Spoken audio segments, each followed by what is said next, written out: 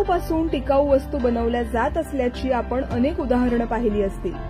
आता विचार करा, ज्या शहाळ्याचं गोड गोड पाणी आणि लुसलुशीत खोबरं खाऊन झालं की त्या शहाळ्याचं काय केलं जातं।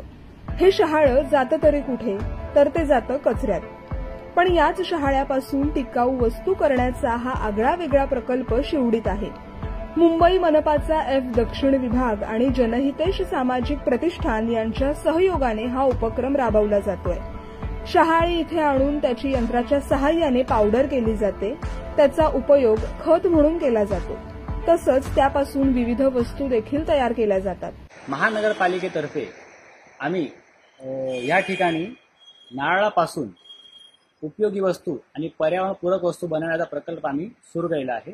याच्यामध्ये महानगरपालिकेच्या सहयोगाने आणि एफ साऊथ वॉर्ड यांच्या विशेष सहयोगाने आम्ही हा प्रकल्प आता सुरू केलेला आहे।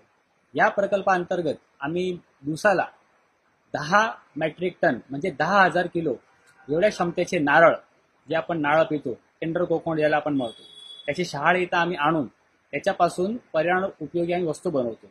जसे का आपलं फायबर, कॉयर आणि त्या कॉयर पासून मॅट बनतात आणि इतर वस्तू असे बनत असतात, फ्लॉवर पॉट वगैरे। ह्याच्यात जो मेन त्याचा गाभा आहे तो आहे कोकोपीट।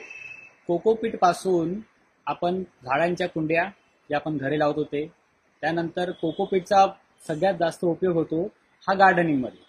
गार्डन आहे, मोठे मोठे जे स्टेडियम आहे त्याच्यामध्ये पण हा कोकोपीटचा जास्त प्रमाणात उपयोग होत असतो। आणि ह्या वस्तू आजच्या तारखेला मुंबई सारख्या शहराला याची फार अत्यंत गरज आहे।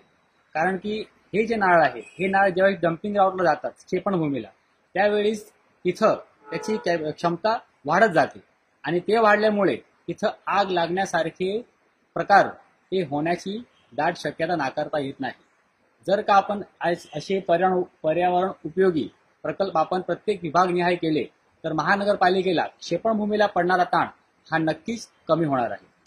आता 2013 मध्ये महानगरपालिकेच्या डम्पिंग ग्राउंडमध्ये जी आग लागलेली, त्याचा मेन ज्यावेळेस त्याची स्टडी पूर्ण करण्यात आली, त्याच्यामध्ये त्याचा जो मेन विषय होता तो होता नारळ। कारण की नारळ हा एकदा पेटला तर तो कंटिन्यू जळतच राहतो, तो काय लवकर क्षमापित होत नाही। परंतु हा नारळ जर आपण तिथं पाठवलाच नाही आणि त्या नारळापासून आपण विभागानिहाय जर असे पर्यावरण उपयोगी प्रकल्प केले तर नक्कीच हा नारळ जाणार नाही आणि ह्याच्यापासून टाकाऊपासून टिकाऊ वस्तू निर्मिती करण्यात आपल्याला। हे सगळं काम नेमकं कसं सुरू असतं, त्याची प्रक्रिया कशी असते, या संदर्भातही योगेश यांनी सविस्तर माहिती दिली। सदर ठिकाणी नारळ आणल्यानंतर